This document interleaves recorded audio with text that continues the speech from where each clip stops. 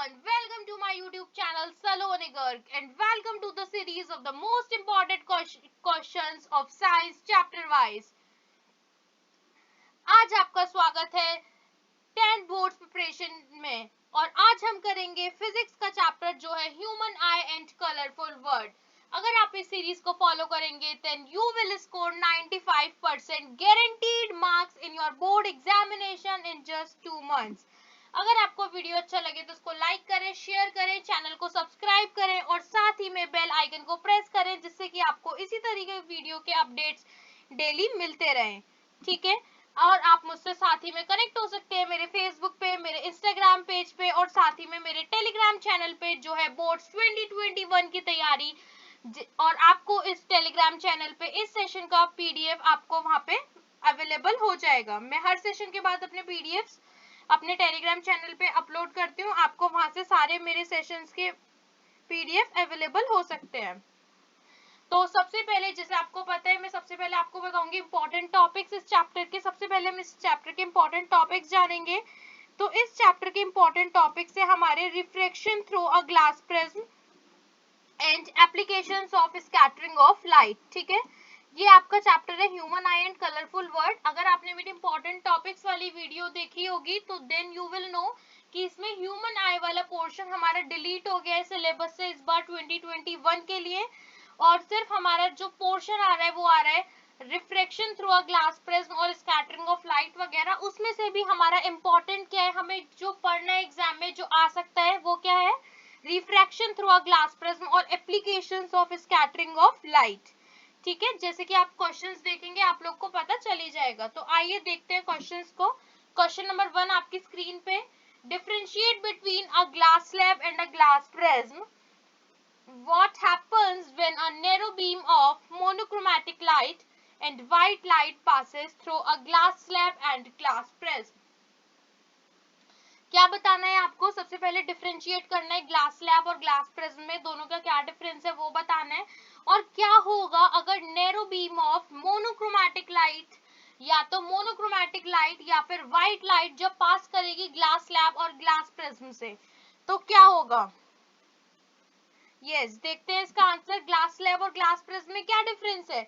Glass slab as you know, अगर आपने देखी होगी ग्लास स्लैब, तो ग्लास स्लैब कैसी होती है हमारी, रेगुलर होती है शेप में और किसकी बनी होती है, ग्लास की. वो हमें नेम से ही पता चल रहा है ग्लास स्लैब किसकी बनी है, ग्लास की. और इन ग्लास स्लैब में क्या होता है, जो हमारी इंसिडेंट रे है उसकी डायरेक्शन और जो हमारी एमर्जेंट रे है, जो इंसिडेंट रे है जो मींस हमारी ये हमारी हो गई ग्लास स्लैब, ये रेक्टेंगुलर ग्लास स्लैब होती है. ये जो इंसिडेंट रे है, जो इस पे रे क्या हो रही है, इंसिडेंट हो रही है. ठीक है, और इससे जो रे हमारी बाहर निकल रही है इसको हम क्या बोलेंगे, एमर्जेंट रे. ये जो इंसिडेंट रे और एमर्जेंट रे ये एक दूसरे के क्या होंगी, पैरेलल होंगी. ग्लास स्लैब में incident ray and emergent ray are parallel to each other. लेकिन ग्लास प्रिज्म में क्या होता है, it has two triangular sides. Glass prism की अगर आपने प्रिज्म देखा होगा तो आपको पता होगा इसकी 2 ट्रायंगुलर साइड्स होती है, 2 इंक्लाइंड रेक्टेंगुलर साइड्स होती है और 1 रेक्टेंगुलर बेस होता है. ठीक है, in glass prism the direction of incident ray and the emergent ray of light is not parallel to each other.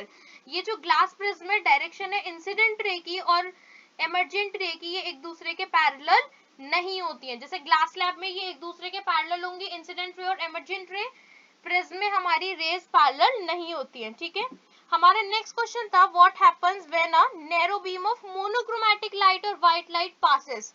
तब क्या होगा जब narrow beam of monochromatic light pass करेगी ग्लास स्लैब से. आप यहाँ पे फिगर में देख सकते हैं, as you can see in this figure, monochromatic light glass slab से पास कर रही है तो वो क्या कर रही है, ये डेविएट्स कर रही है एक्चुअल पाथ से. लेकिन जो डायरेक्शन है इंसिडेंट रे की और एमर्जेंट रे की वो अभी भी क्या है, पैरेलल है. As you can see in this figure, ये हमारी इंसिडेंट रे है और ये हमारी क्या है, एमर्जेंट रे है. ये एक दूसरे के क्या आ रही है, अभी भी पैरेलल आ रही है. ठीक है, लेकिन ग्लास प्रिज्म में क्या हो रहा है, it has deviated from the actual path. ये अपने एक्चुअल पाथ से डेविएट कर चुकी है प्रिज्म में. As you can see prism में क्या कर रही है, ये अपने एक्चुअल पाथ से यहाँ पे डेविएट कर चुकी है, यहाँ पे आप लोग देख सकते हैं. लेकिन जो डायरेक्शन है इंसिडेंट रे की और एमर्जेंट रे की वो लाइट के पैरेलल नहीं है. ये हमारी इंसिडेंट रे थी, ये जो इस पे प्रिज्म के सरफेस पे आ रही है, इंसिडेंट हो रही है, ये हमारी इंसिडेंट रे थी, और ये जो बाहर निकल रही है ये हमारी क्या थी, एमर्जेंट रे थी। तो आप देख सकते हो इसकी डायरेक्शन आपस में एक दूसरे के पैरेलल नहीं है, जबकि ग्लास स्लैब में इंसिडेंट रे और एमर्जेंट रे आपस में एक दूसरे के दोनों पैरेलल है। समझ आया? Okay, very good. Second case क्या था हमारा, अगर narrow beam of white light pass होगी ग्लास स्लैब से और ग्लास प्रिज्म से, तब क्या होगा। अब ये जो सेकंड इमेज है ये आपकी व्हाइट लाइट के लिए, व्हाइट लाइट होगी तब क्या होगा, अगर व्हाइट लाइट यहाँ पे ग्लास स्लैब में पड़ रही है, ये जो स्प्लिटिंग हो रही है लाइट की, व्हाइट लाइट की, उसके कॉन्स्टिट्यूएंट कलर्स में वो नहीं होगी अगर वो ग्लास स्लैब पे पड़ेगी। तो आप देख रहे हो ग्लास स्लैब पे ये व्हाइट रे हमारी इंसिडेंट हो रही है और ये एज इट इज व्हाइट रे बाहर निकल रही है, ठीक है, वो अपने कॉन्स्टिट्यूएंट कलर्स में स्प्लिट लाइट नहीं हो रही है। लेकिन अगर ग्लास प्रिज्म पे व्हाइट लाइट पड़ेगी, एज यू नो, तो ग्लास प्रिज्म पे अगर हमारी व्हाइट लाइट पड़ रही है तो वो अपने 7 कलर्स में, अगर हम देखेंगे अपने 7 कलर्स में वो क्या हो रही है, स्प्लिट हो रही है, 7 कलर्स में स्प्लिट हो रही है। और वो क्यों हो रही है वो हम आगे के क्वेश्चंस में देखेंगे, ठीक है। अगर हम स्क्रीन पे देखेंगे तो व्हाइट लाइट हमारी 7 कलर्स में स्प्लिट हो रही है अपने कॉन्स्टिट्यूएंट कलर्स में, जो उसके 7 कॉन्स्टिट्यूएंट कलर्स है दैट यू नो विबग्योर, ठीक है, जो हमारे रेनबो के कलर्स होते हैं वही कलर्स होते हैं, दैट इज विबग्योर। क्लियर है, समझ आया? ओके, सो देखते हैं नेक्स्ट क्वेश्चन। इन क्वेश्चंस को बहुत इंपॉर्टेंट क्वेश्चंस और इसी टाइप के क्वेश्चंस आपके बोर्ड एग्जामिनेशन में आते हैं, तो इन क्वेश्चंस को आप अपनी नोटबुक में नोट करते रहें, या फिर आप इसके स्क्रीनशॉट्स भी ले सकते हैं, अदरवाइज मैं ये पीडीएफ आपको टेलीग्राम चैनल पे भी अवेलेबल करा दूंगी, आप वो मेरा टेलीग्राम चैनल ज्वाइन कर सकते हैं, ठीक है। Now question number 2 is, why is Tyndall effect shown by colloidal particles? State 4 instances of observing the Tyndall effect. अब आपको क्या बताना है, टिंडल इफेक्ट कोलॉइडल पार्टिकल्स ही क्यों शो कर रहे हैं, और इसके 4 इंस्टेंसेस बताने हैं, मींस 4 इसके एग्जांपल्स बताने हैं। इंस्टेंसेस इसके हमें क्या बताने हैं, एग्जांपल्स बताने हैं कि जहां पे हम क्या कर रहे हैं, ऑब्जर्व कर रहे हैं टिंडल इफेक्ट को, ठीक है। सबसे पहले तो बताएंगे टिंडल इफेक्ट सिर्फ कोलॉइडल पार्टिकल्स को शो कर रहे हैं, और दूसरा क्या बताएंगे, इसके 4 एग्जांपल्स बताएंगे जहां पे हम टिंडल इफेक्ट को ऑब्जर्व कर सकते हैं। सो टिंडल इफेक्ट क्या है, as we know Tyndall effect क्या है, वो फिनोमिना है जिसमें जो पार्टिकल्स हैं इन कोलॉइड, अगर कोलॉइड में वो क्या कर रहे हैं, स्कैटर कर दे रहे हैं बीम ऑफ लाइट को जो उनके पाथ में आ रही है। फॉर एग्जांपल ये हमारा कोई पार्टिकल है, ठीक है, इसके पार्टिकल के ऊपर लाइट आ रही है, तो ये क्या कर देगा, लाइट को स्कैटर कर देगा, अगर ये कोलॉइडल पार्टिकल है, ठीक है, ये क्या कर देगा, लाइट को स्कैटर कर देगा। और ये जो इफेक्ट है ये सिर्फ सारे कोलॉइडल सॉल्यूशंस ही दिखाएंगे, ठीक है, इसीलिए जो, क्योंकि कोलॉइडल सॉल्यूशंस क्यों दिखाएंगे, जब लाइट इससे पास करेगी, अगर किसी ट्रू सॉल्यूशन से लाइट पास करेगी तो उसमें जो डिसॉल्व पार्टिकल्स होते हैं वो बहुत ज्यादा स्मॉल होते हैं, वो लाइट को डिफ्लेक्ट नहीं कर पाते। लेकिन कोलॉइडल पार्टिकल्स क्या होते हैं, जो कोलॉइडल पार्टिकल्स का साइज होता है वो कंपैरेटिवली बिगर होता है, लार्जर होता है, इसलिए वो लाइट को डिफ्लेक्ट कर पाता है, ठीक है। इसलिए हम लिख सकते हैं answer, because the size of the colloidal particles are larger, that's why they do deflect the light. Okay, examples क्या है इसके, examples as you can see in this figure also, आप क्या देख रहे हैं कि एक हमारा रूम है, डार्क रूम है, उसमें एक विंडो है, विंडो के थ्रू क्या आ रही है, बहुत सारी लाइट हमारे अंदर एंटर कर रही है। ऐसा आप आपने अपनी डेली एग्जांपल में देखा भी होगा, डेली लाइफ में देखा भी होगा। तो ये किसकी वजह से लाइट स्कैटर कर रही है, पूरे रूम में फैल रही है, ये फैल रही है टिंडल इफेक्ट की वजह से, ठीक है। नेक्स्ट आप एक और एग्जाम्पल देख सकते हैं, इसमें क्या है, ये कैनोपी ऑफ फॉरेस्ट है, इसमें भी बहुत सारे ट्रीज है, ट्रीज एकदम कवर है, लेकिन सनलाइट कहाँ से आ रही है, एक छोटे से होल में से आ रही है, ठीक है। और इसके एग्जांपल्स और क्या हो सकते हैं, Tyndall effect can be observed when a fine beam of light enters a room through a small hole. आप जैसे मैंने आपको बताया था, विंडो के थ्रू रूम के अंदर आ सकती है, या फिर किसी स्मॉल होल के थ्रू आ सकती है।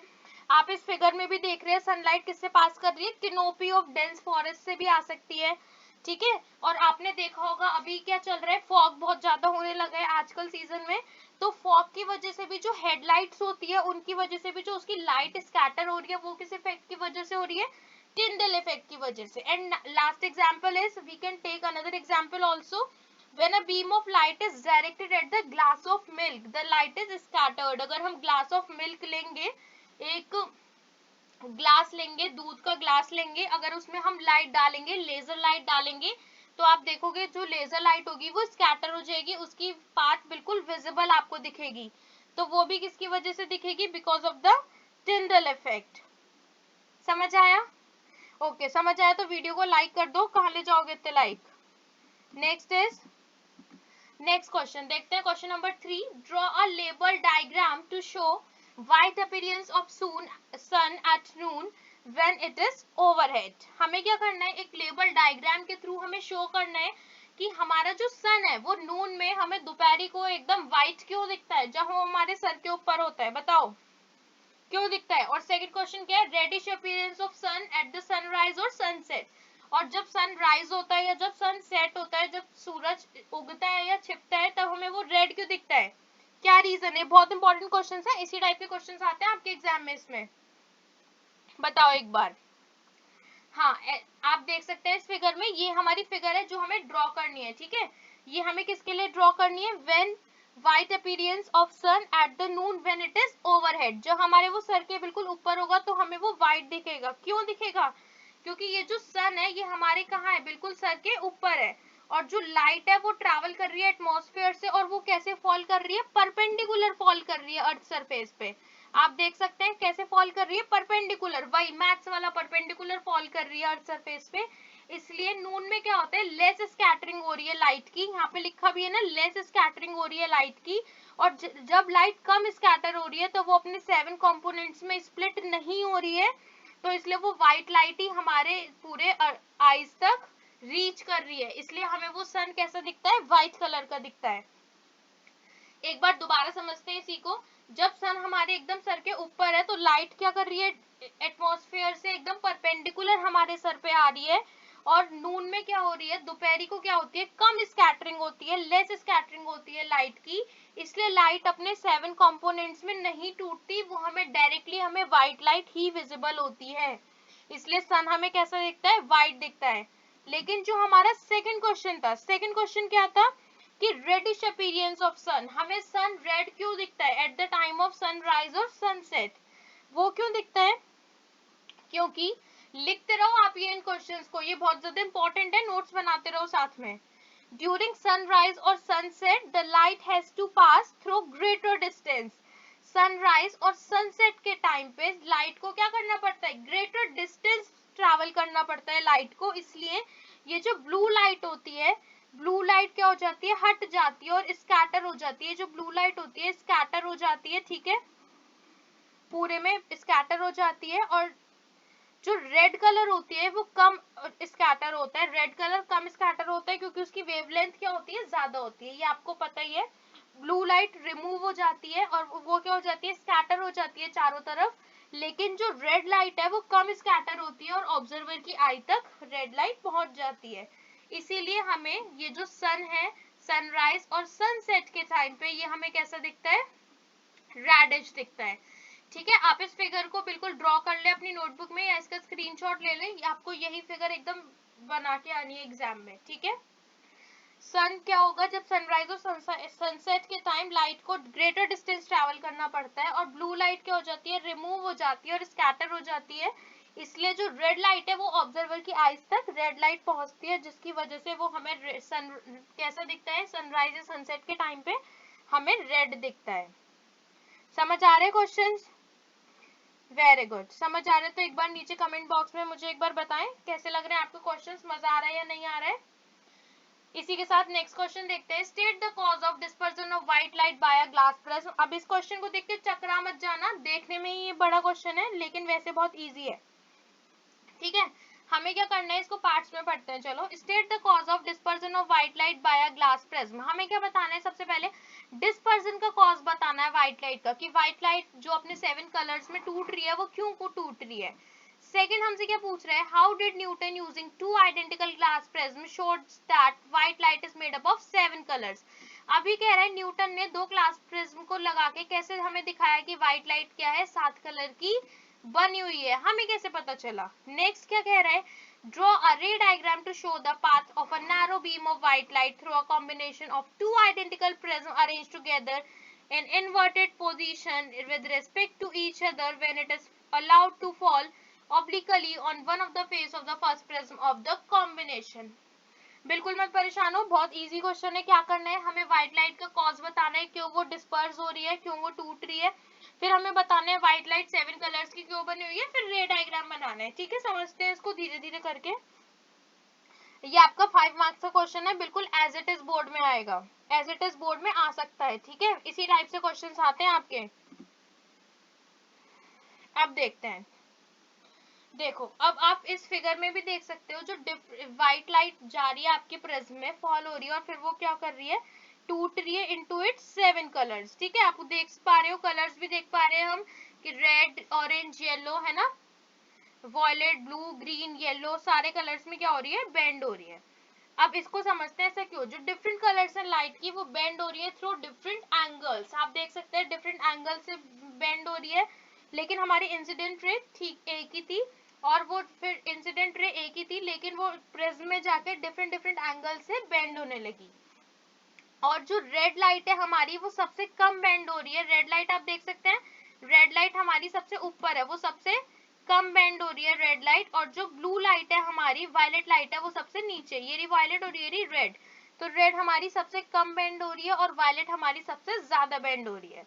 इसलिए जो रेज है हर एक कलर की, वो एक डिफरेंट पाथ ही फॉलो कर रही है, और वो डिफरेंट पाथ फॉलो कर रही है, इसलिए हमें वो डिफरेंट डिफरेंट कलर्स दिख रहे हैं। ये आपका कॉज हो गया डिस्पर्जन का। ठीक है, क्योंकि वो जो व्हाइट लाइट है, इंसिडेंट लाइट, वो हमने हमारी प्रिज्म पे गई, फिर प्रिज्म पे जाने के बाद क्या हुआ, ये हमारा प्रिज्म है। ठीक है, फिर प्रिज्म पे जाने के बाद क्या हुआ, जो डिफरेंट डिफरेंट लाइट्स थी, वो डिफरेंट डिफरेंट अपने एंगल से बेंड करने लगी, और हर एक कलर की लाइट वो अपना एक डिफरेंट ही पाथ फॉलो कर रही थी, इसलिए वो हमें 7 अलग अलग कलर्स दिख गए।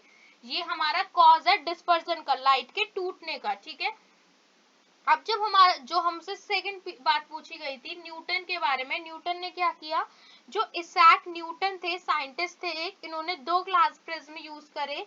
एक प्रिज्म को इन्होंने ऐसे सीधा लिया, आप फिगर में देख सकते हो PQR, और दूसरे प्रिज्म को इन्होंने, सेकंड प्रिज्म को इन्वर्टेड ले लिया, उल्टा ले लिया, और इन्होंने कुछ इस टाइप से सेटअप बना दिया। ठीक है, एक प्रिज्म को सीधा रखा, दूसरे प्रिज्म को उल्टा रखा, और इन्होंने क्या किया कि एक प्रिज्म पे यहाँ से व्हाइट लाइट इन्होंने भेजी, और इन्होंने देखा ये व्हाइट लाइट अपने 7 कलर्स में टूट गई है, जैसा आप देख सकते हो 7 कलर्स में ये डिफरेंशिएट हो गई है, और फिर इसके बाद ये 7 कलर्स फिर से वही उसी उसमें जा रहे हैं, और ये वापस से क्या निकल रही है, व्हाइट लाइट निकल रही है।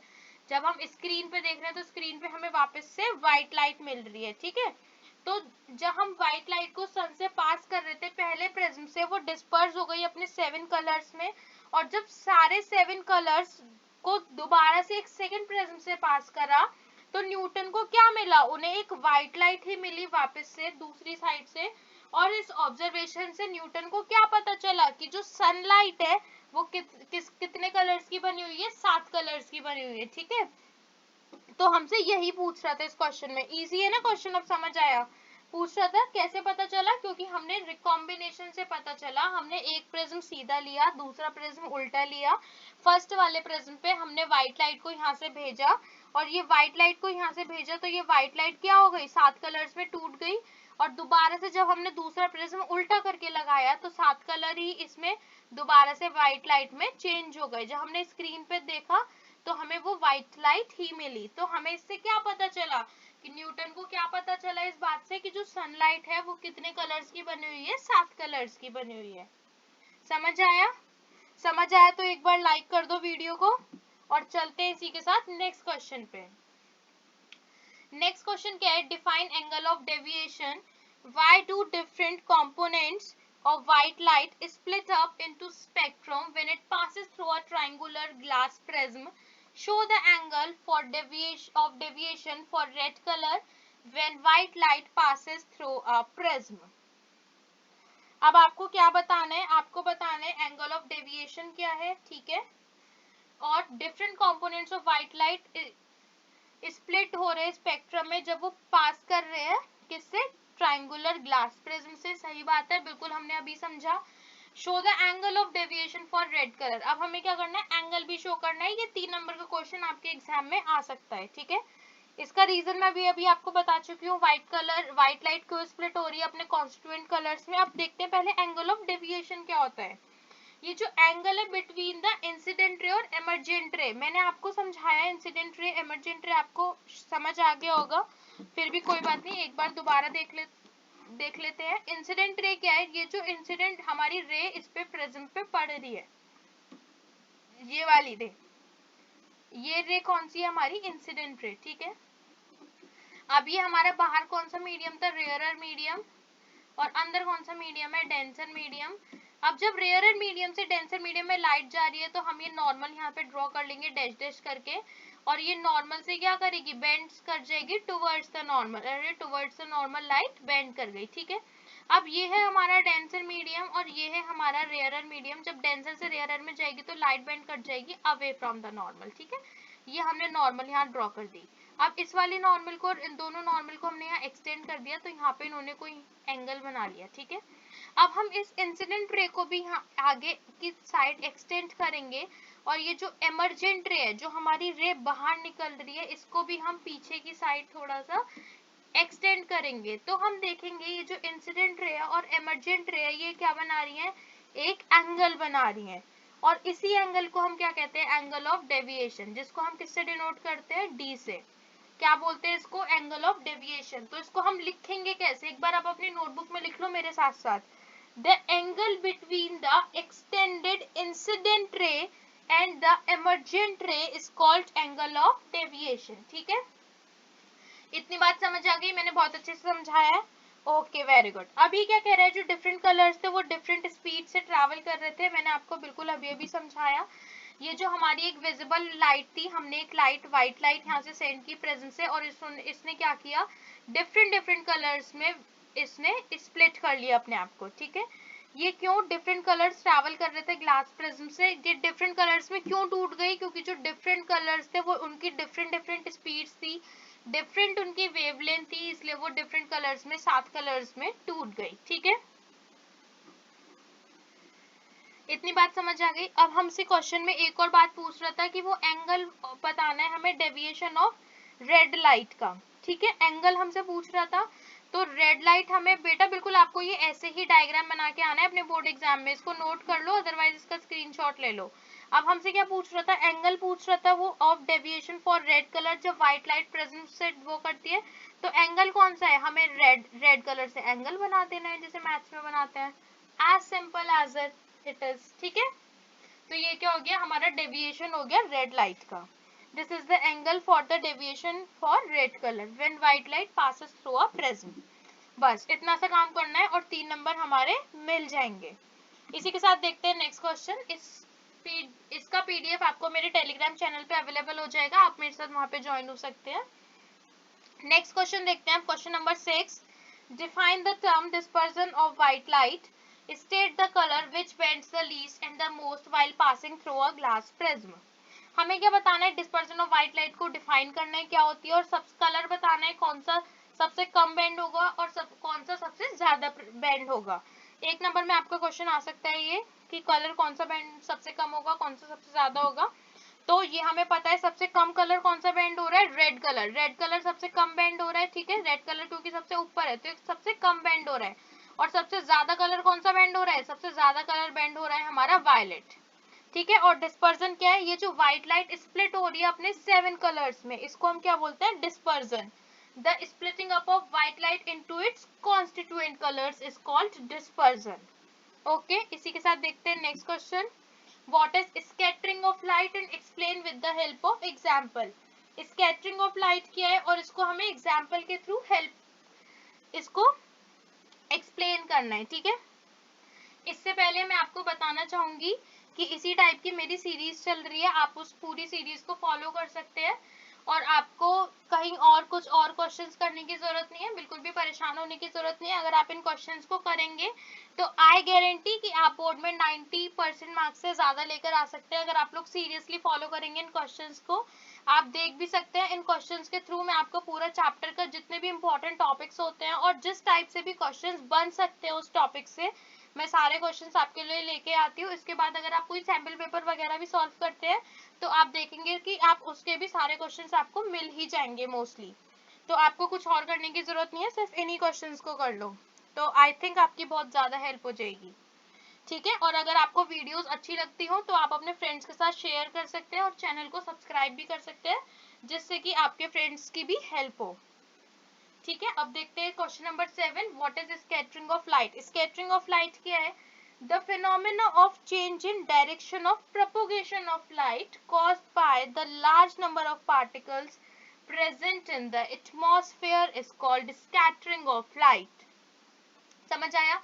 जो हमारी लाइट क्या हो रही है, स्कैटर हो रही है, पूरे में क्या हो रही है, पूरे में फैल रही है। किसकी वजह से? बहुत सारे लार्ज नंबर ऑफ पार्टिकल्स की वजह से एटमॉस्फेयर में, उसको बोलते हैं हम स्कैटरिंग ऑफ लाइट। ठीक है, इस एटमॉस्फेयर में क्यों स्कैटर हो रही है? क्योंकि मैंने आपको बताया था क्या है, पार्टिकल्स एटमॉस्फेयर में, ठीक है, और उनके ऊपर, पार्टिकल्स के ऊपर लाइट पड़ती है तो वो क्या कर देते हैं, सारे डायरेक्शंस में लाइट को स्कैटर कर देते हैं, पूरी डायरेक्शन में लाइट को क्या कर देते हैं, भेज देते हैं। तो हम इसको क्या बोलते हैं, स्कैटरिंग ऑफ लाइट बोलते हैं।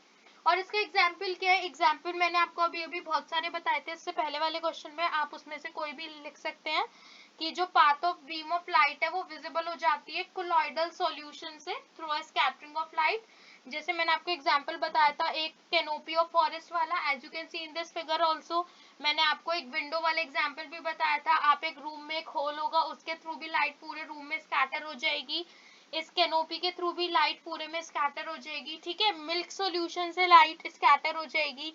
तो इस टाइप से आप कोई भी एग्जांपल लिख सकते हैं और इसको एक्सप्लेन कर देंगे। क्लियर है? इसी के साथ देखते हैं next question, why is red used as a stopping light at traffic signals। Red colour की लाइट ही क्यों होती है as stopping light traffic signals में, बताओ, सोचा है कभी? क्योंकि रेड कलर की लाइट क्यों होती है? क्योंकि रेड कलर की लाइट की सबसे ज्यादा लॉन्गर वेवलेंथ होती है। क्या होती है? लॉन्गर वेवलेंथ होती है। रेड कलर क्यों होती है? क्योंकि उसकी क्या होती है, लॉन्गर वेवलेंथ होती है, और लॉन्गर वेवलेंथ होती है तो इसलिए वो सबसे कम स्कैटर होती है। लॉन्गर वेवलेंथ होगी, ये मैं बना रही हूँ लैम्डा, और लैम्डा से हम किसको डिनोट करते हैं, वेवलेंथ को। ठीक है, लॉन्गर वेवलेंथ होगी तो वो स्कैटरिंग उसकी लेस होगी, लेस स्कैटरिंग। ठीक है, लेस स्कैटरिंग होगी, इसलिए वो बहुत दूर से ही हमें दिख जाती है। इसी वजह से जो रेड कलर है वो as a stopping light use होता है इन ट्रैफिक सिग्नल्स। इसी के साथ आपका एक और क्वेश्चन आ जाता है कि आपका डेंजर सिग्नल रेड क्यों होता है। वो भी इसीलिए होता है क्योंकि जो रेड लाइट है वो कम स्कैटर होती है तो हमें वो दूर से ही दिख जाती है, क्योंकि रेड लाइट की क्या है, लॉन्गर वेवलेंथ है। ठीक है, और ये इफेक्ट ऑफ स्कैटरिंग हमें कैसे पता चलता है, ये इनवर्सली प्रोपोर्शनल होता है to the fourth power of wavelength. Means जैसे आप मैथ्स में देखते हैं ये है स्कैटरिंग, स्कैटरिंग किसके इनवर्सली प्रोपोर्शनल है, to the fourth power of its wavelength. Means इसकी वेवलेंथ के 4 टाइम्स इनवर्सली प्रोपोर्शनल है।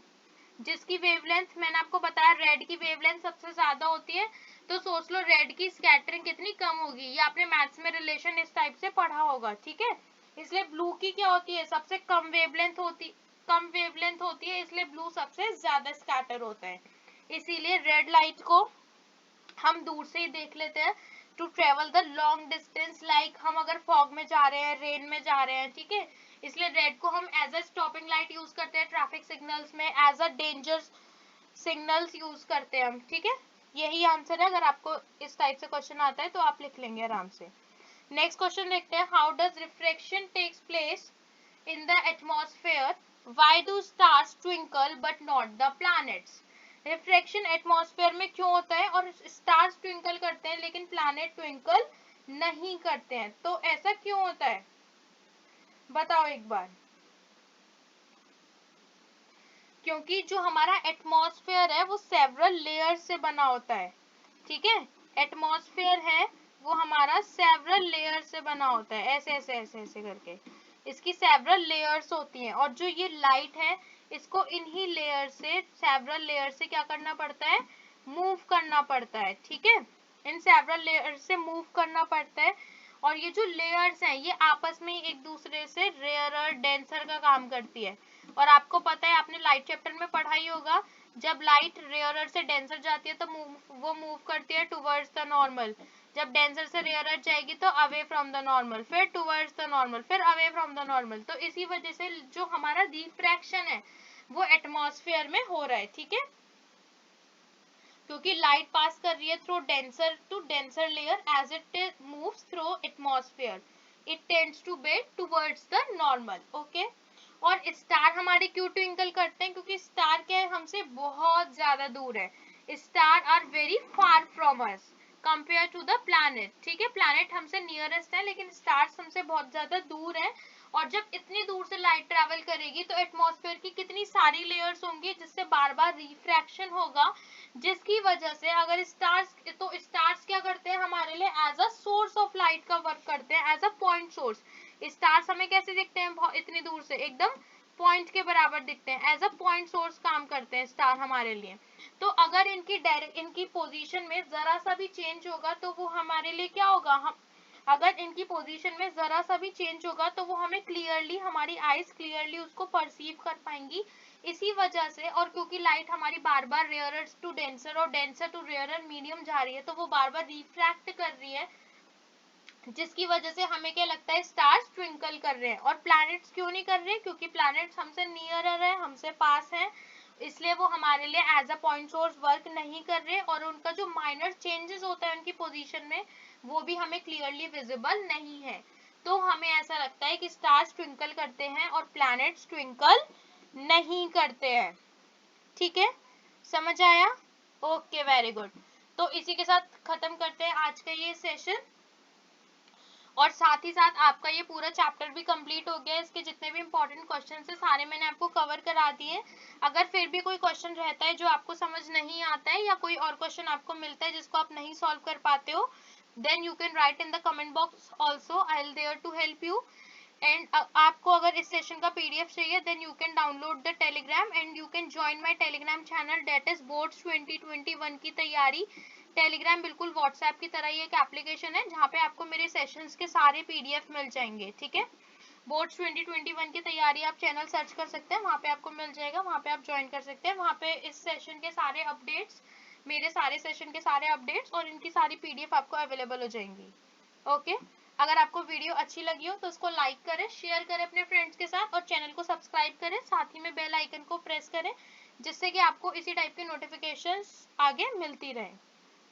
ओके, तो लगे रहिए अपनी तैयारी में, करते रहिए ऐसी तैयारी, इसी जोश और इसी उत्साह के साथ। मिलते हैं आपसे नेक्स्ट वीडियो में। ओके, जब तक के लिए bye bye, all the best to all of you.